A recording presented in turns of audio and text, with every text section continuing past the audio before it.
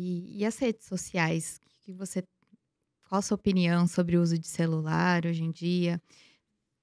Veja só, as redes sociais para os adultos, aí falando especificamente para os adultos, sem falar em crianças e adolescentes, para os adultos eu vejo as redes sociais como uma ferramenta neutra.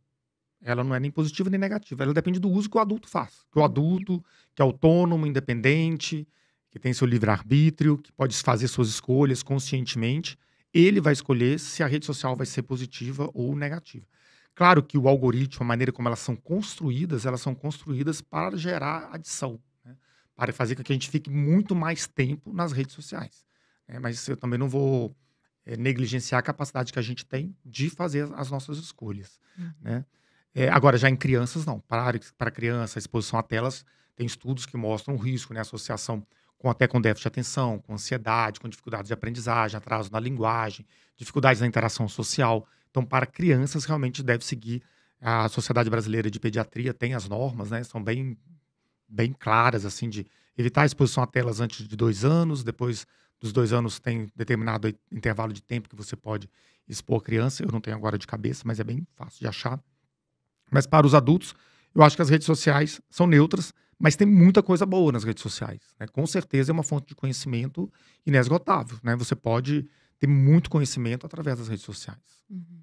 Concordo. Rede neutra, a gente que faz o uso, não pode culpar o algoritmo. Isso, com E se certeza. o algoritmo tá mostrando só besteira pra você, é porque você tá clicando em muita besteira, Isso, né. ele está te Tem isso. apresentando porque ele está te dando feedback, né? Uhum.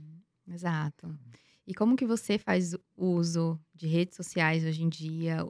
Qual que é a sua relação com o celular? Eu confesso que eu acabo usando mais do que eu deveria, né, porque tem o trabalho de redes sociais que a Isso. gente faz todo dia no Instagram, mas acaba passando um pouquinho, é algo que realmente, né, se a gente não vigiar, a É, gente passa muito eu tempo no também celular. uso muito, eu uso bastante, uso muito para pesquisa, aprendo muito também na rede social, mas eu tenho alguns critérios, assim. Um deles é não s o celular nunca é a primeira coisa que eu faço no dia, nem a última. Acho que isso é uma regra que me ajuda bastante, assim, e é nitidamente é muito nítido o efeito positivo que isso tem. Então, quando eu desperto com o celular, mas é simplesmente como um despertador. Então, eu vou fazer outras coisas, vou tomar um café, vou me preparar para trabalhar. Às vezes eu deixo para acessar as redes ou até mesmo o WhatsApp, que eu uso muito para comunicar com a família, mas eu deixo para acessar só no ambiente de trabalho, depois que eu já cheguei no trabalho. Então, antes de eu começar a atender, eu dou uma olhada rapidinho, abro as redes e aí começo a atender. E de noite também eu sempre procuro desligar um período antes de eu finalizar todas as tarefas, né? Nunca vai ser a última coisa. Ou eu vou ler um livro, ou eu vou tomar um chá, eu vou fazer uma meditação e depois eu vou dormir. Nunca é, e são dois princípios que eu acho ajuda bastante e é um princípio que eu acho assim, quem quer reduzir o uso, se começar por esses dois já ajuda bastante. E depois periodicamente, às vezes nos finais de semana, fazer períodos totalmente offline. E também é uma técnica que me ajuda também. Às vezes Legal. sábado, domingo eu escolho um período, assim, para ficar totalmente offline. É. E resistir um pouco à tentação de usar muito stories também, de postar, porque você posta e depois você quer ver a resposta, você quer interagir. Então, às vezes, eu também restringo um pouco o uso do stories. É, legal. Nossa, suas dicas são ótimas e super práticas para quem quiser Quem começar, quiser começar, aí depois a já pessoa ajuda. segue o caminho, porque é É. muito individual, né. Às vezes a Uhum. pessoa tem uma agenda diferente, tem uma outra, mas em termos de melhora de ansiedade, de melhora da insônia, para mim funciona muito isso, não ser nem a primeira coisa e nem a última que eu faço no dia. Sim, para mim funciona bem também e para a maioria dos pacientes, às vezes até coloco no planejamento de saúde, coloco lá os 30 minutinhos da manhã para você, para autocuidado, acordar Isso, com calma, porque muitas vezes começa as informações, ser bombardeado de notificações, a hora que tá na cama ainda, acordou com o isso. despertador e ali, de repente, a hora que vê, passou 30 minutos da manhã que É, você poderia ter aproveitado para fazer uma caminhada, para tomar água, para com alongar o certeza. corpo, né, e passa, a gente não percebe, né. É, Acho que só de falar disso já ajuda, né, pra pessoa é. ficar atenta, começar a vigiar. Tem uma Uhum. questão também da rede social que tem relação com aquela pergunta que você falou da infância, assim, né, em Minas, assim, na minha família, o momento da refeição foi sempre um momento muito sagrado, sabe, assim, aos domingos, por exemplo, a gente só sentava à mesa quando estava meus pais, os 4 irmãos, os 4 filhos. E não, eu não me sento à mesa mesmo sozinho na minha casa, eu posso estar almoçando sozinho. Eu não sento à mesa sem camisa e com boné. A gente aprendeu, assim, que O momento da refeição é um momento de respeito, então você tem que estar vestido e sem chapéu ou sem boné. E aí, dentro dessa relação com a rede social, uma coisa que eu evito também é fazer uso de rede social durante as refeições. Então, não almoçar acessando Instagram ou Twitter ou WhatsApp ou conversando com ninguém. Então, o momento da refeição também é sempre um momento sagrado, assim, um momento de respeito ao alimento, de respeito àquele momento. Uhum. E é É algo que tem uma relação aí com sabedoria, a minha né? infância. Uhum. A minha avó que falava muito isso. Fala ainda, né? E é uma super experiência de você perceber mais os alimentos, comer com calma. Sim, Tem muita sim, gente com problema gastrointestinal porque não mastiga bem os alimentos, sim, mastigar sim. uma, duas, três vezes no máximo, a gente teria que mastigar 30 vezes o alimento, né? Formar uma pasta. É, Nosso estômago não é liquidificador, né? Quem tritura o alimento são os nossos dentes. Tem que comer com calma.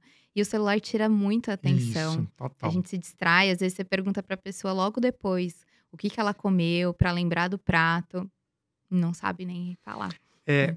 Isso me lembra também uma observação que eu faço, assim, que é essa questão de observar, de ouvir as narrativas das pessoas que me procuram, né? E a gente sabe, as pessoas com transtorno do espectro autista ou com TDAH, mas mais é evidente em pessoas com transtorno do espectro autista, elas têm uma hiperatividade sensorial, né? Podem ter uma hiperatividade sensorial. Então, um desconforto com o tato, né? Com um toque mais leve ou com uma blusa mais áspera, sente como queimação, ou uma seletividade alimentar devido à textura do alimento. E aí eu fico pensando assim, para mim, assim, como que eu posso aprender com essa pessoa, né? E aprender a identificar as texturas, né? A identificar os sentidos, né? Porque a gente está tão acelerado, tão desatento, que a gente não identifica mais esses estímulos sensoriais que muitas vezes são sutis, mas interferem no nosso comportamento, interferem até no nosso estado de humor, no nosso comportamento. Então, se eu estou alimentando muito rápido, qual é a textura de uma folha de alface? Qual a diferença da textura de uma alface para uma castanha, para um feijão, para uma carne, para uma proteína? É identificar a textura dos alimentos ou identificar a iluminação, o odor dos locais, né? Qual a sutileza que existe naquilo e como que aquilo interfere no nosso comportamento, né? Muitas vezes você está num lugar que você sente assim, essa energia aqui não está boa, né? Por que será essa energia? Será que não é o som que está te incomodando? Ou o odor? Ou o lugar não está bem cuidado, não está muito organizado, não está muito limpo, né? Então, esses estímulos sensoriais, a gente está muito desatento a isso, né? Hum. É tanto estímulo que a gente recebe no dia a dia que essas sutilezas, a gente está negligenciando tudo isso sem ter consciência de como isso interfere no nosso bem-estar. E aí a gente entra no automático, acorda, pega o celular, começa a ter acesso a um monte de gatilhos de ansiedade ou gatilhos das pessoas com barriga negativa e saldo positivo, e a nossa autoestima Socorro. vai lá para baixo, você já Uhum, começa o dia com esse gatilho, entendeu? uhum. Então, assim, esses estímulos, esses pequenos estímulos do dia a dia, eles exercem uma influência muito importante na nossa qualidade de vida, no nosso comportamento, nas nossas emoções, nos nossos sentimentos, na maneira como a gente se relaciona com o outro. Então, a gente tem que estar um pouco mais atento a isso também. Uhum. Às vezes fazer algo prático, escolher um chá ou um café para você ter a experiência de estar presente nesse momento em que você toma o Com chá ou o certeza, café, né, para você é. começar, né. Então dicas É, para iniciar, prestar atenção no cheiro, você segurando a isso. caneca, É. se ela tá quente. É o mesmo raciocínio que eu uso, por exemplo, e tem muita confusão quanto a isso, né? Que é aquela história do uma taça de vinho tinto para proteger o coração, né? Ah, essa é A pessoa clássica. tá no trânsito, passou um dia estressado, brigou no trabalho, teve uma DR com o companheiro, tá estressado, tenso. Ah, vou tomar uma taça de vinho para proteger o coração. Não, não vai proteger o coração, né? A taça de vinho, ela tá num contexto lá dos povos mediterrâneos, né? Que fizeram a refeição com calma, com os amigos, depois tiveram um momento de descanso, ingeriram alimentos produzidos ali próximos, sem aditivos químicos, próprios da estação, não foram alimentos processados, industrializados. E a taça de vinho entra como esse contexto. A mesma história é o chá para dormir, né? Não vai ser um chá de camomila que vai te Uhum. propiciar uma noite de sono melhor, mas se você se preparar para dormir, diminuir a iluminação artificial, se acalmar, fazer uma leitura tranquila ou fazer uma meditação e aí se ingerir um chá, isso vai te preparar para ir para a cama mais confortável, já com o ritmo mais desacelerado e vai permitir o início do sono mais agradável, né. Vai garantir uma noite de sono plena? Não, mas você já vai se preparar para uma melhor qualidade do sono.